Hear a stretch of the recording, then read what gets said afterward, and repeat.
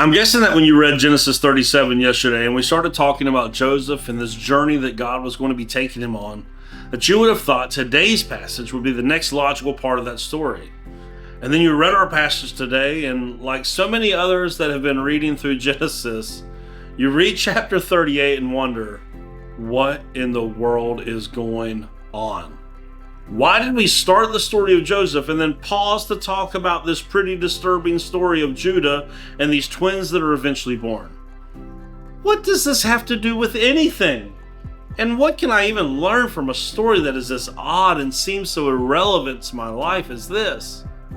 Can I start by reminding you that the Bible is not merely a collection of moral examples and models to follow, as some people have said that it is? Not everything in the Bible is prescriptive. There's actually quite a bit that's merely descriptive, meaning that the Bible often simply just tells us what happened and not necessarily what should have happened. So when it comes to the Bible, we get the good, the bad, and the ugly. It doesn't really spare the details and doesn't shy away from some of the more disturbing aspects of it.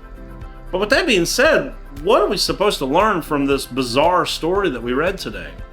What can we really take away that makes any difference in our lives today?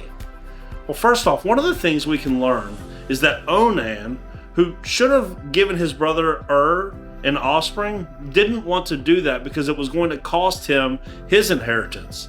See, if you think about it, with Ur out of the way, he was next in line for the privileges of the firstborn, unless Tamar had another child that was technically Ur's child. So Onan was being selfish and self-seeking by not wanting to have a child with Tamar. It was the custom of his day for him to do that. This is clearly why God punished him, and certainly something we can learn from this situation. Another lesson that comes to mind is, if you remember just a few chapters back, Judah's father Jacob was quite the trickster himself.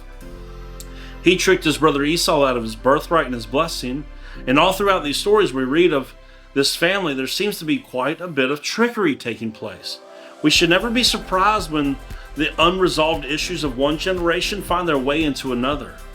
Here, Tamar, who is associated with this family, is going to trick her father-in-law into fathering a child for her. Bad habits have a way of repeating themselves when they go undealt with. So we can also learn the lesson that we need to deal with our struggles so we don't see them keep popping up in later generations. It needs to stop with us. And just to illustrate that, you really can bring meaning from any passage, no matter how distant or disturbing it might seem.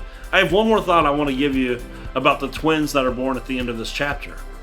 Once again, we see a changing of the birth order, which again points us to this idea that God is going to use who He sees fit.